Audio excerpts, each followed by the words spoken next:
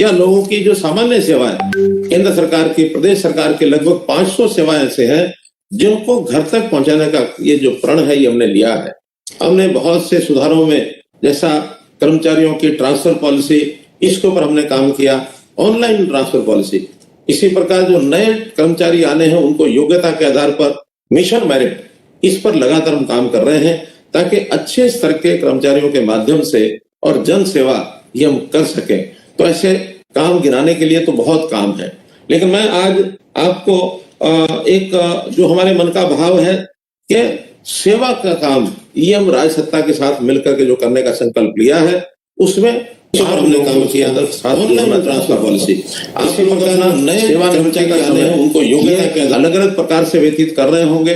कोई घर में अपने काम में लगा होगा, कोई समाज की सेवा में लगा होगा, कोई छोटा बड़ा काम भी अपना निश्चित रूप से कर लिया होगा।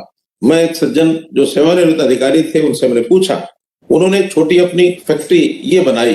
मैंने कहा आप सेवानिवृत्ति के बाद बहुत अच्छी पेंशन ले रहे हैं, तो आप अपने इस उद्योग के नाते दोबारा से आपने इसमें लगा ली, इस आयु में क्यों लगाया है? तो कहने लगा मैं बहुत स्वस्थ आदमी हूँ और मेरे अंदर एक क्षमता है, लेकिन मेरे समय का उपयोग जब कहीं नहीं हो रहा था तो मैंने अपने आप को बिजी रखने के लिए इस उद्योग की यह शुरुआत की है। मेरी कोई परिवार की आवश्यकता नहीं थी। मैं समझता हूँ जब अच्छी पेंशन मिलती है, चाहे हमारे अधिकारी हैं, कर्मचारी हैं, चाहे सेना के अधिकारी और हमारे जवान हैं, जब सेवानिवृत्त होते हैं तो अच्छी पेंशन सरकार देती है। उसके कारण से हमारा अपना स्वयं का गुजारा ठीक हो सकता है और हमारे परिवारों में भी और अन्य लोग, हमारे परिवार के सदस्य निश्चित रूप से काम करते होंगे। परिवार के पालन पोषण की चिंता तो बहुत परिवार ऐसे होते जिनको नहीं होती, लेकिन इस समय को कहाँ लगाया जाए? बहुत लोग एनजीओ के माध्यम से समाज की सेवा करते हैं। हम आज से एक नया प्लेटफॉर्म ये आपकी जानकारी में लाना चाह रहे हैं कि हम चाहते हैं ऐसा हमारा ये जो फोर्स है, सेवानिवृत्त हमारे कर्मचारी, अधिकारी, जवान, सैनिक अधिकारी, ये सब लोग क्या सरकार के साथ मिल करके सरकारी योजनाओं को आगे बढ़ाने में सहयोग कर सकते हैं?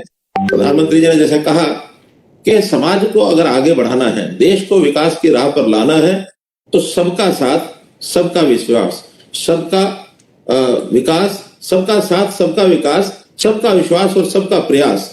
तो ये प्रयास भी सबको करना होगा। हरियाणा की 3.25 करोड़ जनता, लगभग 70 लाख परिवार, एक एक परिवार की चिंता हमको करनी है। अभी तक जो क्रम चल रहा है, जो परंपरा चल रही है, सरकारी योजनाएं बनती हैं, चाहे केंद्र सरकार की चाहे प्रदेश सरकार की, हम उन योजनाओं को जनता के सामने परोस देते हैं, उसका विज्ञापन करते हैं समाचार पत्रों में, टेलीविजन में, अपने भाषणों में, और फिर जनता को आह्वान करते हैं कि जिसको इस योजना का लाभ लेना है वो आकर के ले सकता है। वो फॉर्म भरता है, अप्लाई करता है और फिर उसके बाद बहुत सी परेशानियां उसको उस सेवा को लेने में भी आती है। हम इस क्रम को थोड़ा बदलना चाहते हैं कि आखिर जो योजनाएं हैं, उन योजनाओं के जो पात्र व्यक्ति हैं, जो पहले उस क्रम में आ नहीं पाते हैं उसका लाभ लेने के लिए, क्योंकि अज्ञानता है, अनपढ़ता है, और बहुत से लोग तो ऐसे लोग रहते हैं कि अपनी उस अवस्था के कारण से अपनी योजनाओं को मांगने तक भी उनके लिए संभव होता नहीं है। तो हम चाहते हैं कि हर परिवार की पहचान की जाए, सरकार की योजनाओं का लाभ किसको पहुंचना चाहिए। ऐसे परिवारों की और पहचान करने के बाद सरकार क्यों ना उनके द्वार पर जाकर के उन योजनाओं का लाभ दे, चाहे वो शिक्षा का क्षेत्र है, चाहे स्वास्थ्य की बात है, चाहे रोजगार की बात है। ऐसी सब चीजें उस परिवार के द्वार तक पहुंचनी चाहिए। इस एक प्रकार की सोच को लेकर के और हम काम कर रहे हैं। इसके लिए एक अभियान चलाया हमने, और वो अभियान है परिवार पहचान पत्र। परिवार पहचान पत्र के माध्यम से हरियाणा के सब परिवारों का एक डाटा ये हम इकट्ठा कर रहे हैं, और इस डाटा को इकट्ठा करके उस परिवार के सदस्य, क्या उनकी आयु है, कहाँ वो काम करते हैं, ऑक्यूपेशन है तो क्या करते हैं, पढ़ाई करते हैं तो कौन सी कक्षा में करते हैं, सेवानिवृत्त हो गए हैं तो उसके बाद उनके समय का उपयोग कहाँ वो करते हैं, किसी परिवार की विशेष कोई कठिनाई है उसकी भी जानकारी, और उनकी आर्थिक स्थिति क्या है, मुख्य रूप से इसका भी हम चिंतन करते हैं। उसके अंदर कुछ कैटेगराइजेशन हमने की है कि 50,000 रुपए तक वार्षिक आय किस परिवार की है, 1 लाख रुपए तक वार्षिक आय किस परिवार की है, 1,80,000 रुपए वार्षिक आय कितने परिवारों की है, और इससे ऊपर वो परिवार किस स्थिति में पहुंच गए हैं। जब सारे परिवारों को, सब परिवारों को हम आर्थिक दृष्टि से उनका कैटेगराइजेशन नहीं करेंगे तो हमने किसको सरकार की योजनाओं का लाभ पहुंचाना है ये तब तक करना संभव नहीं है। इस काम को हमने शुरू किया है, इसके कई दौर शुरू कर चुके हैं। हमारी जो स्थानीय समितियां, लोकल कमेटी जिनको हमने कहा है, ये भी निर्माण का कर दिया गया है। हर जिले में जितने वहां के परिवार हैं, लगभग 300 परिवारों के ऊपर एक स्थानीय कमेटी, लोकल कमेटी जिसको कहा है, इसका हमने निर्माण किया है। उसके माध्यम से ये सारा काम करा रहे हैं। हर परिवार को हम कहते हैं कि आप अपना परिवार पहचान पत्र बनवाइए, और जब परिवार पहचान पत्र बनने के बाद उसकी जो जानकारियां हैं, ये लोकल कमेटी है उसको वेरीफाई करती है, उसकी जांच करती है, और उसके बाद उस परिवार को अप्रोच किया जाता है कि आपको सरकार की कौन सी योजना का लाभ चाहिए। हर घर में जाने के बाद जिस परिवार की जो आवश्यकता होती है उसकी हम पूर्ति करते हैं।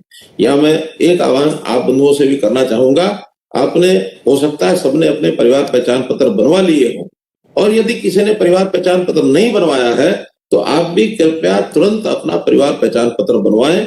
उसमें जो जानकारियां मांगी गई हैं वो अगर आप दे करके रखेंगे तो आपकी आवश्यकता हमको पता लगेगी, और हम आपसे क्या काम चाहते हैं, आपकी रुचि क्या है, आपकी क्षमता क्या है, आपकी शिक्षा क्या है, आप किस पद से सेवानिवृत्त हुए हैं, ये जानकारियां यदि हमारे पास मिलेंगी तो निश्चित रूप से आपके जो अनुभव है, क्योंकि आपने लंबा अनुभव ये कमाया है, और इस लंबे अनुभव का उपयोग सरकार के साथ मिल करके जनता के हित में कैसे किया जा सकता है, इसकी योजना बनाने में बहुत हमको सुविधा मिलेगी। और इस काम के लिए आपको मैं जानकारी देना चाहता हूं कि हमने पोर्टल बनाया है।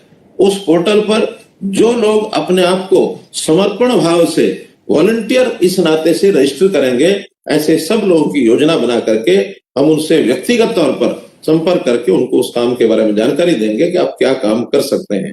वो जो पोर्टल है, यदि आप उसको याद रख सकें, लिख सकें तो लिख लें। पोर्टल का नाम है samarpan.haryana.gov.in। मैं अपने सभी जो संबंधित साथी हैं उनको कहूंगा कि हमारा जो टेलीफोन है, जो हमारा नंबर जिसके माध्यम से आज का लिंक आपको भेजा गया है, ये लिंक, ये जो पोर्टल का जो एड्रेस है, ये भी आपको भेज देंगे, ताकि आप उसको खोल करके सब जानकारियां आपको मिलेंगी कि कितने ऐसे क्षेत्र हैं जिसमें हम अपनी सेवा दे सकते हैं, और उन क्षेत्रों में हम अपनी रुचि के हिसाब से अपने आप को रजिस्टर कर सकते हैं। आपके रजिस्ट्रेशन के बाद आपको कोई भी अधिकारी संपर्क करके अपने पास बुलाएगा या आपके पास पहुंचेगा, वहां बैठ करके सारी योजना बना सकते हैं। हमने जैसे परिवार पहचान पत्र बनाया है, इसकी अगली योजना में ऐसे गरीब परिवार जिनकी आय 1 लाख रुपए से वार्षिक कम है, ऐसे परिवारों के लिए मुख्यमंत्री अंत्योदय परिवार उत्थान योजना ये बनाई है। मुख्यमंत्री अंत्योदय परिवार उत्थान योजना के अंतर्गत सामने वाले व्यक्ति की आय बढ़ाने का क्या तरीका हो सकता है, कौन सी उसकी रुचि है, क्या वो काम करने में उसकी क्षमता है, ऐसी सब बातें उन लोगों को बुला करके पूछ करके उनको उसको मुहैया कराएंगे। यदि कोई आदमी काम करना चाहता है, उसके पास हुनर की कमी है, स्किल की कमी है, तो उसको स्किल डेवलपमेंट में कुछ कोर्स करा करके उसको आगे बढ़ाया जा सकता है। यदि व्यक्ति अपना कोई काम छोटा मोटा पहले करता है या जानता है, लेकिन साधनों का अभाव है, तो उसमें बैंक की बहुत सी योजनाएं हैं, जैसे मुद्रा योजना है। ऐसे ही आत्मनिर्भर बनने के लिए जो योजनाओं के माध्यम से बैंक से लोनिंग हो सकती है, वो लोन उनको दिलवा सकते हैं। कुछ योजनाओं में सरकारी ग्रांट भी मिलती है, वो सरकारी ग्रांट उनको दिला सकते हैं। छोटे से बड़ा काम, जिस भी प्रकार की योग्यता और क्षमता उस व्यक्ति की होगी, हमारे जो अधिकारी हैं, हमारे कर्मचारी हैं, एक समूह में भी बुला सकते हैं, अलग अलग भी उनको मिल सकते हैं, उनको सबको वो दिशा दे करके उनके काम को सफल बनाया जाएगा। जैसे उदाहरण के लिए अभी हरियाणा में एक नया प्रयोग हमने किया, और वो है हर हित योजना। हर हित स्टोर ये जो खोले गए हैं, 71 स्टोर अभी हमने खोले हैं। प्रथम चरण में 2000 ऐसे स्टोर खोलने की हमारी योजना है, द्वितीय चरण में इनको 5000 करने की योजना है। ऐसे जो लोग इन योजनाओं को, यानी इस स्टोर को अपनाने में रुचि दिखाएंगे, उनकी योग्यता यदि होगी तो उनका सिलेक्शन होगा। ऐसे 5000 परिवारों का लाभ इसमें दिला सकते हैं। इसी प्रकार से वीटा जो दूध की डेयरी है, इनके माध्यम से भी हम सोचते हैं कि हजारों दूध, क्योंकि बहुत बड़ी आवश्यकता इनको मिले होगी, तो इनके माध्यम से इनको भी यानी काम दिलाया जा सकता है। पैतृक काम, लोगों के बहुत अपने पैतृक काम होते हैं, उसके अंदर हुनर, उसकी सिखलाई, हमारा जो विश्वकर्मा कौशल विकास विश्वविद्यालय है, उस विश्वविद्यालय के माध्यम से सैकड़ों कोर्सेज की योजना बनाई गई है। इन योजनाओं के माध्यम से उनको हम सिखा सकते हैं। ये सारे काम करने के लिए सरकारी कर्मचारी, पूरा हमारा सिस्टम, ये सब धरातल पर काम कर रहा है, लेकिन उनके सहयोग के लिए या हमारे अनुभवों का लाभ उन सबको हो, हम भी उनके साथ जुड़ करके यदि खड़े होंगे तो वास्तव में निश्चित रूप से जो पात्र है उस तक योजना जरूर पहुंचेगी।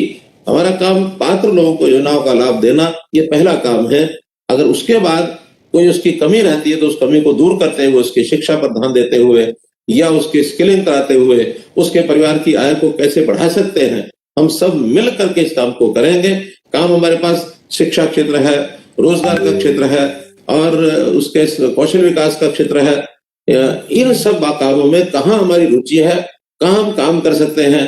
कृषि विकास में भी उन लोगों को आगे बढ़ाने के लिए हम काम कर सकते हैं, क्योंकि आज अच्छी कृषि जानने वाले लोग ये भी मात्रा में कम है, लेकिन कृषक की आमदन कैसे बढ़ाई जाए, अगर उनको ठीक से ट्रेनिंग करा दी जाए तो बहुत से ऐसे कृषि यंत्र, कृषि के साथ लगते हुए उद्योग हैं, उन उद्योगों के माध्यम से हमारा जो कृषक का जो आगे युवा बेटा है उसको उसी काम में लगाया जा सकता है। अभी ग्रामीण क्षेत्रों से और शहरीकरण बहुत होता जा रहा है, हमारे नौजवान गांवों से शहरों के अंदर बढ़ते जा रहे हैं, शहरी आबादी का दबाव बढ़ रहा है। लेकिन यदि हमने लघु कुटीर उद्योग और खेती पर आधारित उद्योग गांव में ही करने का उनको अवसर दिला दिया, पशुपालन, मधुमक्खी पालन, फिशरीज, ऐसे मशरूम फार्मिंग, कई प्रकार के ऐसे उद्योग हैं कि उनको यदि उसमें लगाया जाएगा तो गांव में ही व्यक्ति काम करके और अपना सामान्य आय के माध्यम से भी परिवार का पालन पोषण अच्छी प्रकार से कर सकता है। मित्रों, काम बहुत है, लेकिन इन सब कामों के करने के लिए सरकार के साथ आपका ये जो जुड़ाव होगा तो निश्चित रूप से सेवा का जो लाभ है ये सबको फल मिलेगा। क्योंकि सेवा का जो आनंद है वो कई बार स्वार्थ में उतना नहीं होता है, परमार्थ का जो आनंद है वही सर्वोपरि आनंद है। सेवा परमो धर्म, ये हमारे शास्त्रों में लिखा है। तो हम लोग भी अपने आप को समाज के लिए काम कितना कर सकते हैं, इस ओर आगे बढ़ेंगे तो इसकी खुशी, ये आनंद सबको मिलेगा, सेवक को भी मिलेगा और सेवार्थी है उसको भी मिलेगा, तो सबको इसका लाभ मिलेगा। एक कोटेशन अंग्रेजी में जो मुझे याद आती है कभी कभी, वो कहते हैं कि make yourself necessary to the world will give you the bread. व्यक्ति ने अपनी चिंता छोड़कर समाज के लिए उपयोगी बना दिया तो समाज हमारी भी चिंता करेगा। इसलिए सेवा के काम में आगे बढ़ करके यदि हम काम करते हैं तो निश्चित रूप से अंत्योदय के इस भावना में के माध्यम से हमको आनंद मिलेगा और इसी आनंद के साथ जुड़ करके हम सब इकट्ठे मिल करके अपने हरियाणा प्रदेश को आगे बढ़ाएंगे। हरियाणा प्रदेश का आगे बढ़ने का जो गौरव है ये अगर हमको अनुभव होगा तो सब लोग उसमें आनंद लेंगे। अब मुझे तो कुल मिलाकर अपनी बात करी रखनी थी कि आप अपने आप को ये जो समर्पण का पोर्टल है इसमें जोड़िए, अपने आप को ऑफर करिए। योजना बनाने का काम हमारी सरकार के अधिकारी सब करेंगे, आप तक पहुंचेंगे। आपके पास चूंकि समय भी है, आपके पास विचार भी है, आपके पास अनुभव भी है, इन सब का लाभ समाज को कैसे हो ये आप करें, यही मेरा निवेदन है। अब मैं जो डिप्टी कमिश्नर्स ऑफिस में हमारे कुछ लोगों को हमने सीधे बुलाया हुआ है, उनके माध्यम से किसी डीसी ने, डिप्टी कमिश्नर ने कोई बात किसी के माध्यम से करवानी है तो वो अपने यहाँ कोई व्यवस्था ऐसी है कि वो बता सके हमको। बोलना शुरू कर।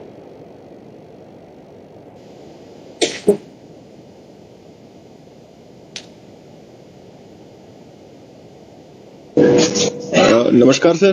कोई भी डिप्टी कमिश्नर अपना माइक ऑन करके और किसी को बोलना है तो कोई बात करवा सकते हैं। नमस्कार सर। नमस्कार सर। अपने आप को अनम्यूट करके कोई भी बोल सकता है।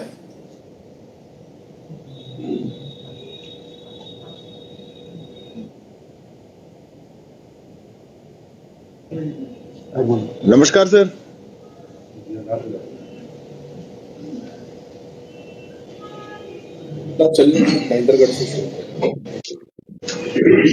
आवाज कम आ रही है, कौन बोल रहे हैं? जरा आवाज ऊंची करा। नमस्कार सर। सर रोहतक से बोल रहा था sir, ADC Rohtak sir, Mahendrapal sir. बोलिए बोलिए। रोहतक सर हमारे सर हमारे कैप्टन जगवीर जी हैं सर, एक मिनट सर आपसे बात करना चाह रहे हैं सर। हाँ कराइए। नमस्कार सर। नमस्कार जगवीर जी। सर, सबसे पहले तो मैं आपको इस वेबिनार के लिए धन्यवाद बोलना चाहता हूं कि आप हमसे मुखातिब हुए। जी धन्यवाद। हमारी पूर्व सैनिकों की एक दो समस्याएं हैं, मैं आपके सामने रखना चाहता हूं। आपने जैसे अभी बोला कि हर 10वां सैनिक हरियाणा का होता है, ये अभी 10वां सैनिक हरियाणा का नहीं होता सर, क्योंकि हमारी हरियाणा की पॉपुलेशन लगभग 2.5 करोड़ है, तो हर 2.5 सैनिक हमारा है। पहले होता था, ओपन भर्ती होती थी। हम आपसे रिक्वेस्ट करते हैं, श्री मुलायम सिंह यादव के समय एक व्यवस्था की गई कि जनसंख्या के आधार पर भर्ती होगी हर स्टेट की, योग्यता के आधार पर नहीं हो रही। तो आपसे रिक्वेस्ट है कि सेंटर से किया जाए रिक्वेस्ट कि पहले की तरह योग्यता के आधार पर भर्तियां हो, ताकि हमारे यहाँ से युवाओं को रोजगार मिले और जो है ना हमारा जो अर्थव्यवस्था मजबूत हो। दूसरा पॉइंट हमारा है सर कि स्टेशन हेडक्वार्टर रोहतक, एक मिलिट्री स्टेशन है यहाँ पर, जो रोहतक, झज्जर, सोनीपत 3 जिलों को सेवा देता है, उसको आर्मी हेडक्वार्टर यहाँ से बंद करके हिसार ले जाना चाहती है। तो हमारे वेटरन को बहुत जबरदस्त समस्या हो जाएगी। उससे 100 किलोमीटर जाना और 100 किलोमीटर आना एक पूर्व सैनिक के लिए, बूढ़े पूर्व सैनिक के लिए बहुत कष्टमय होगा। हमने डीसी साहब के माध्यम से एक ज्ञापन chief of the army staff को भेजा है। आपसे भी रिक्वेस्ट है, आप इस बात को आगे बढ़ाएं। दूसरा हमारा एक और पॉइंट है, 5-6 साल पहले हाउसिंग बोर्ड के लिए जवानों ने 5-5 लाख रुपए जमा किए थे। आज तक उन घरों का कोई वेआउट नहीं है कि वो घर मिलेंगे या नहीं मिलेंगे। एक और बात है सर कि सेक्टरों में पहले एक्स सर्विसमैन का कोटा होता था, लेकिन अभी जो कणेली के पास में सेक्टर 25 कटा, उसकी ओपन नीलामी हुई। ऐसा नहीं होना चाहिए, क्योंकि सर एक आम सैनिक के पास इतना धन नहीं होता कि वो ओपन मार्केट में मुकाबला कर सके।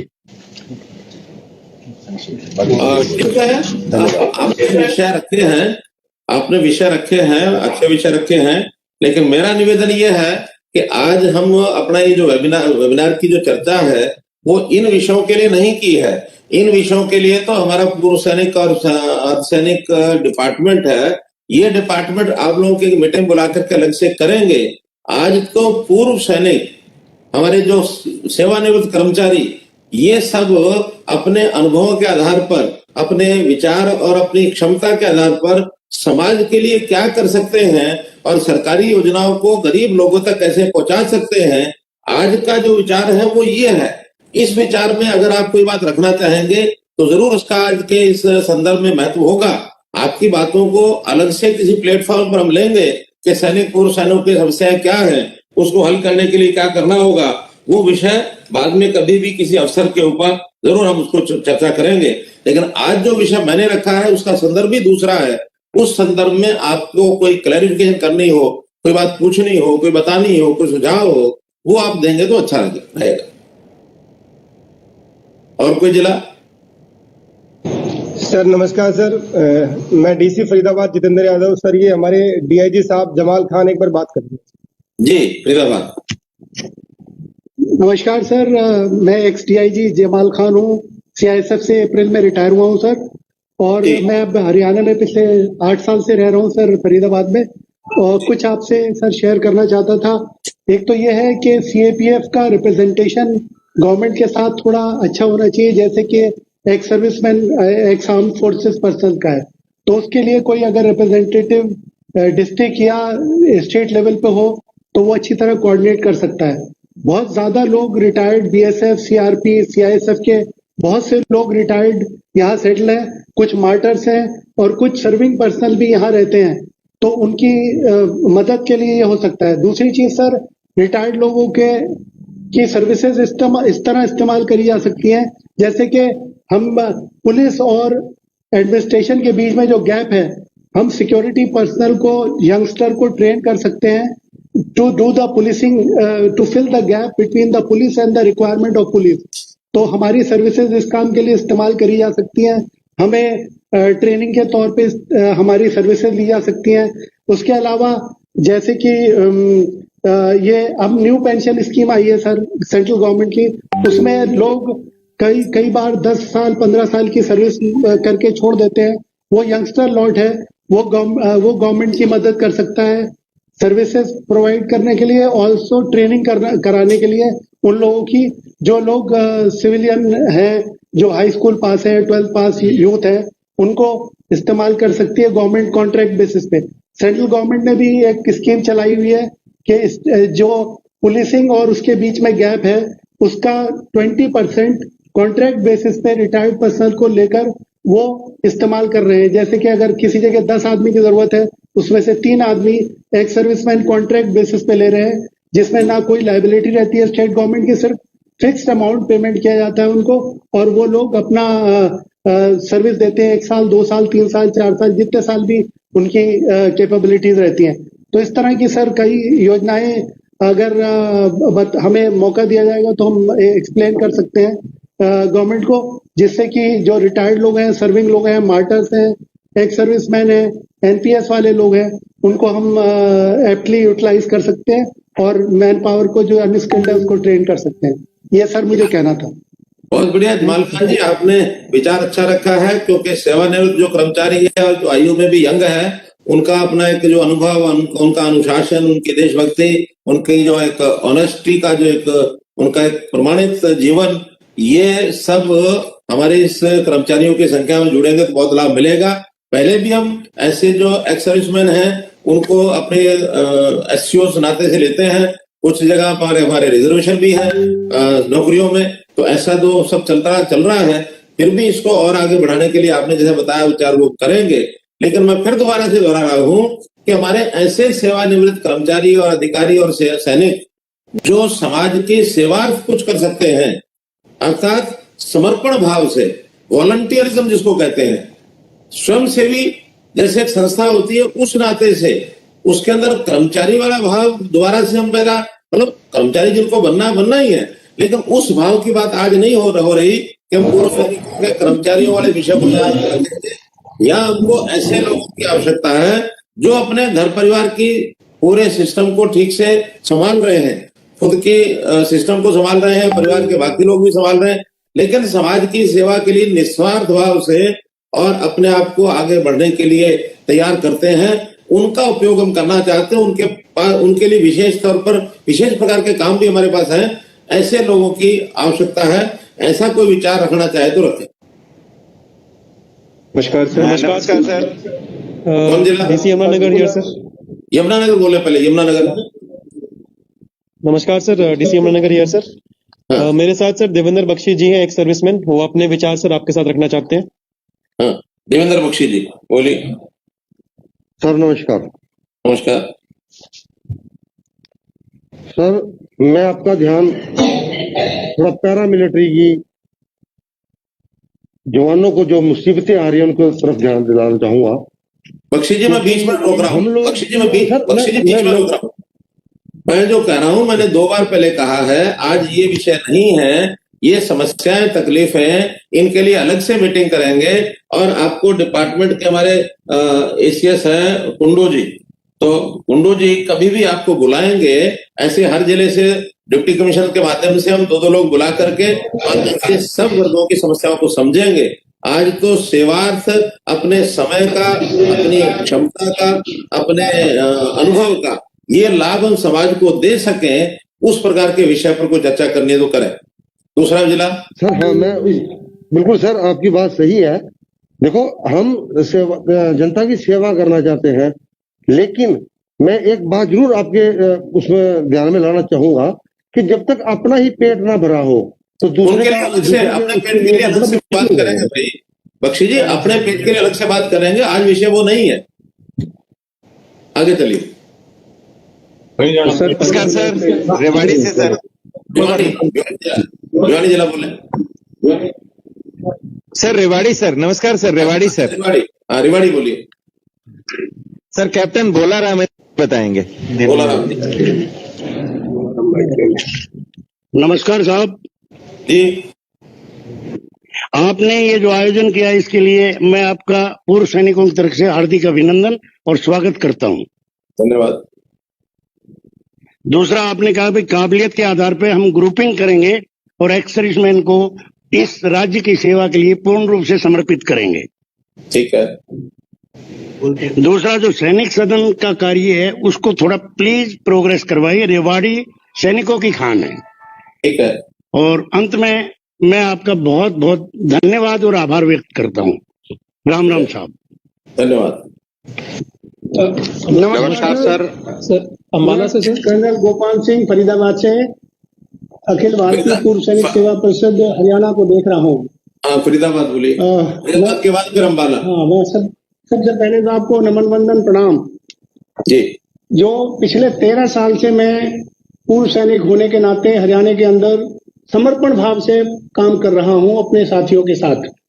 और अब तक जो भी आपकी हमारी सरकार ने जो काम किए हैं उनके बारे में 1 मिनट लूंगा। एक तो जो सैनिक स्कूल्स के लिए जो हमने प्रार्थना की है वो आपने मानी है, और उसको कम से कम 4, 5 या 6 सैनिक स्कूल हरियाणा के अंदर आने चाहिए। जब 10वां जवान सेना का जब हरियाणा का है तो सैनिक स्कूल भी बनने चाहिए, और खासतौर से फरीदाबाद इस इलाके में एक तो कम से कम आना चाहिए। दूसरा, आपके माध्यम से 10 सैन्य सदन जो हमारे पूर्व सैनिकों के लिए बनाए जा रहे हैं उसमें कुछ अभी रुकावट आई है, उसको थोड़ा आगे बढ़ाने की कोशिश करवाएं तो बहुत अच्छा होगा। इसके अलावा सैनिक बोर्ड्स के अंदर हमने 22 हमारे सैनिक बोर्ड्स हैं जिसके अंदर अभी सीएपीएफ भी शामिल हुए हैं। वहां पर एक कमेटी हम अपनी तरफ से पूर्व सैनिकों की बना करके दे रहे हैं जिससे कि इनका काम थोड़ा हल्का हो और हमारी समस्याओं को ये समझ करके और डीसी तक और आगे तक आप तक पहुंचाने की कोशिश करें। ये हम कर रहे हैं सर। उसके अलावा सैन्य अकेडमी की पिछली बार बात हुई थी कि हरियाणा प्रदेश में जितने भी हमारे कमजोर वर्ग के लोग हैं उनको सरकार कुछ अनुदान दे करके सैन्य अकादमी तैयार करके जिसके ट्रेनिंग दे करके उनको भर्ती कराने के लिए कोशिश की जाएगी। उसके ऊपर थोड़ा आगे बढ़ाने की कोशिश की जाए। आपके माध्यम से ये चल रहा है, होने वाला है। उसके अलावा एक और जो हम सोच रहे हैं कि सैनिक अपना जो बोर्ड है वहां पर कोई भी समर्पण भाव से एडवोकेट वगैरह ऐसे 1-2 बिठाए जाएं, यदि उनको थोड़ा अनुदान सरकार की तरफ से मिल सके, जो हमारे पूर्व सैनिक आते हैं उनकी समस्याओं को वहीं बैठे बैठे सुलझा करके और आगे बढ़ाया जाए जिससे कि कम उनका समय लगे जाना, यानी उनको मुश्किल ना हो। दूसरा, फरीदाबाद, पलवल और नूह की एक और बहुत बड़ी समस्या वो ये है पूर्व सैनिकों की कि हमारा डीपीटीओ ये है दिल्ली के रेड फोर्ट के अंदर, उसको आने में तकरीबन 4000 हमारे पूर्व सैनिक वहां जाते हैं, कम से कम 2 आदमी उनके साथ में जाते हैं, तो उनके जाने से तमाम पैसा खर्च होता है और नुकसान समय का होता है। यदि इस डीपीडीओ को या तो फरीदाबाद या पलवल में शिफ्ट करा दिया जाए तो ये बहुत बड़ी मेहरबानी होगी। हम सभी पूर्व सैनिकों की तरफ से और जितने भी हमारे कर्मचारी साथ में जुड़े हुए हैं, हम समर्पण भाव से आपके साथ में है। जैसा हुक्म मिलेगा हम 24 घंटे काम करने के लिए तैयार हैं। बहुत बहुत शुक्रिया, धन्यवाद। धन्यवाद। अब मेरा निवेदन सबसे यही है कि जितने भी हमारे संपर्क में बंधु हैं या जो मेरी बात सुन रहे हैं, सभी समर्पण पोर्टल पर अपना रजिस्ट्रेशन जरूर कराएं ताकि ऐसे समूहों में फिर अलग से जिलानुसार अथवा उससे भी नीचे ब्लॉक शहर के अनुसार हम आपस में मिलेंगे, इन बातों की चर्चा दोबारा आगे करेंगे। जिला पंचकुला। नमस्कार सर। यहाँ पंचकुला में हमारे साथ काफी सेवानिवृत्त फौज से सीनियर अधिकारी और सिविल सेवाओं से भी सेवानिवृत्त अधिकारी हैं। उनमें से हमारे साथ ब्रिगेडियर सरजीत सिंह जी हैं जो आपसे इस विषय पर कुछ बात रखना चाहते हैं सर। जी ब्रिगेडियर साहब। Good morning, sir. जी नमस्कार। My congratulations and appreciation to the Chief Minister for initiating such a good scheme for the ex-servicemen. And I can assure you, sir, we ex-servicemen will participate in all of these schemes wholeheartedly. Thank you. And you are going to appreciate our participation. Only submission is, this event, like this event, it should be given a wide publicity first, and then I am sure more ex-servicemen will get together and get the benefit of all the scheme which you have initiated. About the state of Haryana, while we were in service, our OR rank have got problem at home. They do come to us. We take our initiative, contact the civil authority to sort out that problem. My due apology, it takes longer time. Many thank you. Still, Still, I hope the Haryana state is much better, but you have been overtaken by Uttar Pradesh state. And second, I must request you, sir, it's a wonderful concept to have high-rising buildings and societies where ex-servicemen are staying. The biggest problem is today, you want affidavit every year of the end of March, which everybody has to submit into the office.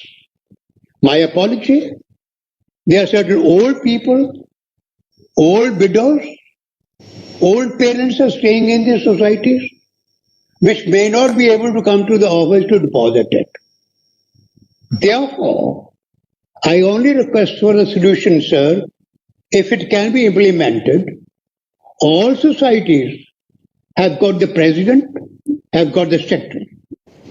If the instruction can be passed to them, to the local administration, through police or anybody else, give a date, everybody deposit the house rent certificate with the president or the society, and in bulk, in one go, it can be submitted to the administrative office. So that thing can be sorted out. It can be periodically, with different dates. If that can be included, I will be grateful, and it will ease us a lot of problem, because the old ladies, about 80-year-old, cannot go anywhere. And it will also reduce the transportation, which do get the parking place in the office when we go there. There's quite a big hassle. I request you to sort it out. Thank you. My second point is,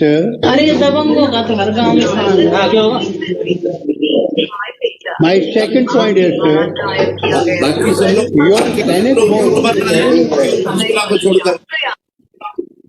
your Senate board officers are doing a wonderful job. When we have approached them, they are there to help you out in every way. The only problem there is the shortage of manpower. The officer wants to do so many things, but he doesn't have a working hand as per the requirement. If this thing can be looked into, sir, I will be grateful to you. That's all I want to say, sir. Thank you very much. And we appreciate the portal system which you have introduced. I'm sure, sir, maximum ex-servicemen, ex-service people will participate in it. Thank you, sir. Thank you very much. Now, Ambala. नमस्कार sir Vikram बात कर रहा हूँ sir Ambala से। Sir Subhash Goyal जी हैं, president excise and taxation pensioners association से, sir ये बात करेंगे। नमस्कार सर। नमस्कार सर, आपका इस सेवानिवृत्त कर्मचारियों के लिए जो फंक्शन आपने ऑर्गेनाइज किया, सारे पेंशनर और रिटायर कर्मचारियों की तरफ से आपका धन्यवाद। आपके मन में आया कि इनकी बात को सुना जाए। सर, निवेदन है, जैसे आपने बताया कि जो आदमी रिटायर हो चुके हैं वो सेवा भाव के लिए क्या कर सकते हैं। मेरा इसमें सुझाव है, एक्साइज एंड टैक्सेशन में एक बहुत बड़ी टीम ऐसी है सर, जो सरकार के रेवेन्यू को कलेक्ट करने में जो साइलेंट मोड में है उसको एक्टिव मोड में लाने के लिए, जिसका 4-5 हजार करोड़ रुपए सरकार को ऐसा आ सकता है सर। इसके लिए अगर आप उनकी सर्विसेज को यूटिलाइज करो सर, इसमें सरकार का भला हो सकता है सर। सर, जो पैसा साइलेंट मोड में है सर, जिसकी अमाउंट तकरीबन 4,000 करोड़ रुपए हो सकती है सर, 4,000 करोड़ रुपए सर की, और सरकार के डेवलपमेंट के लिए सर एक बहुत बड़ा सर ये, जैसे आपने पीछे बयान था आपका अखबार में कि 5,000 करोड़ रुपए हमने लोन लिया सर। अगर ये पैसा अगर आपके पास सरकार के पास आ जाता सर, ये लोन लेने की भी जरूरत नहीं थी सर। इस डिपार्टमेंट का सर लगभग 150 करोड़ रुपए पर डे की कलेक्शन है सर। 150 करोड़ रुपए पर डे की कलेक्शन है सर। अगर इसमें जो अधिकारी हैं, शॉर्टेज है स्टाफ की बहुत ज्यादा, जो अधिकारी रिटायर हो चुके हैं, जो फिजिकल फिट हैं, कॉम्पिटेंट हैं, स्टायर हैं, on the basis of performance है जी, उनकी अगर सेवा को जो है ना अगर यूटिलाइज किया जाए प्रॉपर तरीके से, हर डिस्ट्रिक्ट में 5-4 आदमी को डिपार्टमेंट के लिए बड़ा फ्रूटफुल होगा सर। बहुत अच्छा सुझाव। सेकेंडली सर, कुछ पेंशनर है सर। अब ऐसा आपने बताया कि इस स्टेज में पेंशनर के लिए अलग होगा। पेंशनर के जो रिवीजन के आपने हुक्म किया था कि रिवीजन होनी चाहिए, हो नहीं रही सर, ये काफी प्रॉब्लम है सर उसमें। लेकिन हमारा प्राइम इश्यू ये है सर, अब आपने जैसे बताया डीसी साहब की तरफ से भी, हम अपनी तरफ से भी, हमारा डिपार्टमेंट के जो इतने काबिल इंस्पेक्टर हैं सर ऑफिसर्स हैं सर, हर लेवल का स्टाफ है जो सरकार के रेवेन्यू को बढ़ाने में सर बहुत लाभदायक हो सकते हैं सर। ठीक है, ये बात तो आ गई है। और कोई विषय? हाँ जी। सेकंडली सर, ये जो पेंशनर है सर जो रिटायर हो चुके हैं, इनको कम्यूटेड वैल्यू पेंशन मिलती है sir 18 at the time of retirement sir. 8.1% interest लेती है सरकार सर जब पैसे मिलते हैं उसको, लेकिन जबकि एक्चुअल में कैलकुलेशन करो सर 18.73% इंटरेस्ट ले रही सर सरकार। 18.73% इंटरेस्ट इनसे लिया जा रहा है पेंशनर से सर। ये बहुत बड़ा नुकसान है सर पेंशनर को सर। ठीक है, ठीक है। और कोई जिला? हमारा नमस्कार सर। वाला म्यूट करें अपने आप को। हाँ, कौन सा जिला? नमस्कार सर, जींद से sir, city magistrate Jind sir. Jind से बोलिए। जी सर, हाँ, कैप्टन आजाद सिंह मलिक जी कुछ कहना चाहते हैं, तो ये इधर से। मैं कैप्टन आजाद सिंह मलिक आपको नमस्कार करता हूँ। जी नमस्कार। मैं फौज से रिटायर हुए मुझे 21 साल हो गए हैं। जी। मैं 16 साल से भारतीय योग संस्थान से जुड़ा हुआ हूँ और हमारी भारतीय योग संस्थान फ्री में सेवा देती है। हमने जिला जींद की पूरी पुलिस की योग करा करके उनमें से हमने इंस्ट्रक्टर तैयार किए। उसके बाद हमने जींद जेल में जाकर के उन कैदियों को योग सिखाया ताकि उनको मन को दिमाग में कुछ बदलाव आए। और हम अभी भी यही चाहते हैं कि हमारे जींद जिले में कम से कम 100 शिक्षक तैयार हैं, उसमें 50% लेडीज भी शामिल हैं। कहीं भी कोई भी संस्था हमारा सहयोग लेती है तो हम उनको निस्वार्थ सेवा देते हैं। जय हिंद। बहुत अच्छा कैप्टन आजाद सिंह जी, हमने जो एक योजना बनाई हुई है कि हर गांव में पार्कम व्यायामशाला ये हम शुरू करने जा रहे हैं। अभी 1000 पार्कम व्यायामशाला इसकी घोषणा की गई है। तो मैं जरूर अपने जो योग संस्थान के जो हमारे योग आयोग है उनके जो चेयरमैन है उनको कहूंगा कि आपसे संपर्क करके ऐसे सब 100 लोग जो योग के माध्यम से और लोगों को ट्रेनिंग दे सके, उनको योग करा सके, उनके स्वास्थ्य को ठीक कर सके, तो ऐसे जो योग व्यायामशाला वाले गांव हैं सबसे पहले उनमें, और उसके बाद फिर जहां योग व्यायामशाला नहीं भी है वहां भी योग की कक्षाएं शुरू की जा सकती है। बहुत अच्छा आपका ये योगदान रहेगा, मैं इसकी सराहना करता हूँ। और कोई जिला? सर, कैप्टन बुरा हो रहे हैं, वो भी 1 सेकंड कुछ कहना चाहते हैं। सर, मैं captain Sajjan Kumar Bura, spokesperson Indian veteran organization Jind से बोल रहा हूं सर। सबसे पहले तो मैं आपको नमस्कार करता हूं, जितने भी श्रोतागण हैं सबको जय हिंद करता हूं। हमारा संगठन सर पिछले 1 साल से काम कर रहा हो और हम वॉलंटियर हैं निस्वार्थ भाव से। जितने भी शहीदों का उनके स्कूल से सबसे पहले मैं माननीय हमारे नरेश नरवाल साहब का धन्यवाद करना चाहूंगा, जो जींद से हम आपकी आवाज ब्रेक हो गई है जींद वालों की। उनके स्कूलों का नाम आवाज नहीं आ रही जींद से। चलिए फिर दोबारा आ जाएंगे। और कोई जिला? कुरुक्षेत्र। जितनी भी वीरांगनाएं हैं, जितने भी शहीद परिवार हैं, उनके घर जाकर के हम उनके आंसू पहुंचने का काम कर रहे हैं और आगे हम वॉलंटियर हैं। बहुत अच्छी बात है, बहुत अच्छी बात है। और इसी प्रकार की सेवाएं आगे भी आपसे लेंगे। आप रजिस्टर कराइए अपने आप को और हमारे अधिकारी आपको मिलकर के इस विषय को आगे बढ़ाएंगे। कुरुक्षेत्र।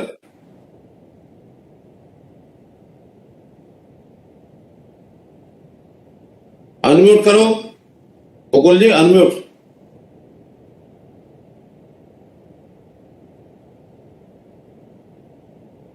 आवाज नहीं आ रही आपकी। Unmute yourself. तब तक दूसरा आगे। और कोई जिला?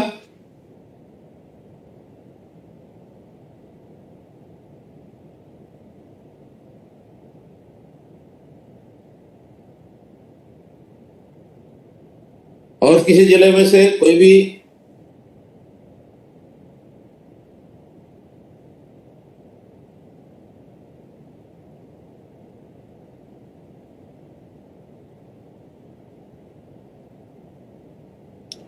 पानीपत सुशील जी, अनम्यूट करिए, अनम्यूट तब बोलिए।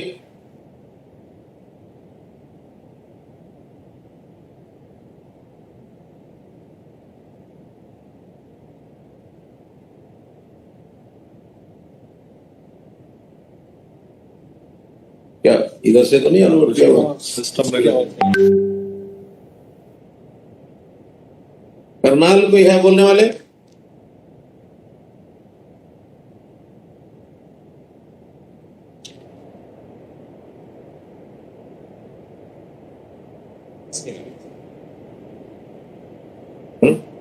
और यहाँ से अलाउड नहीं है कुछ? कहीं की भी आवाज नहीं आ रही। फोन करके एक बार ट्राई करो कहीं से। कहीं की भी आवाज।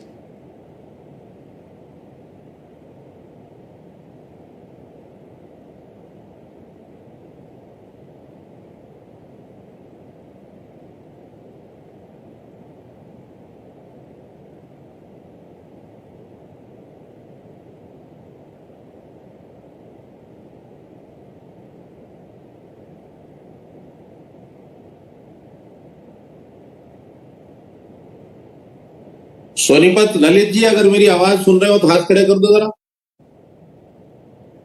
हाँ ठीक है, सोनीपत मेरी आवाज जा रही है, उधर से नहीं आ रही।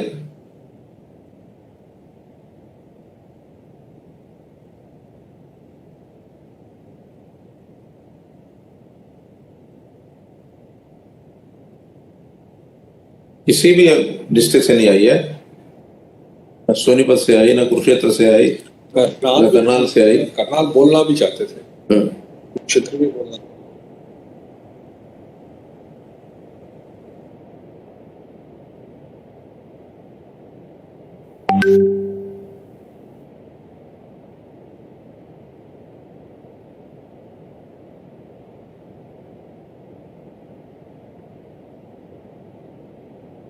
आज तो फिर इसको ये खत्म करते हैं दोनों बोल के। करीब 2500 से ऊपर लोग तो इंडिविजुअल कनेक्शन से जुड़े हैं, करीब 6-7 हजार लोग डायरेक्ट।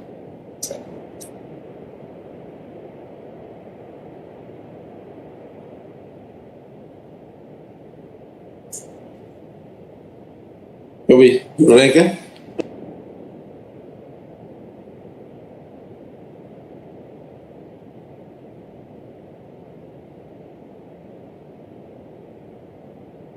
करनाल कनेक्टेड है ना? नहीं सुन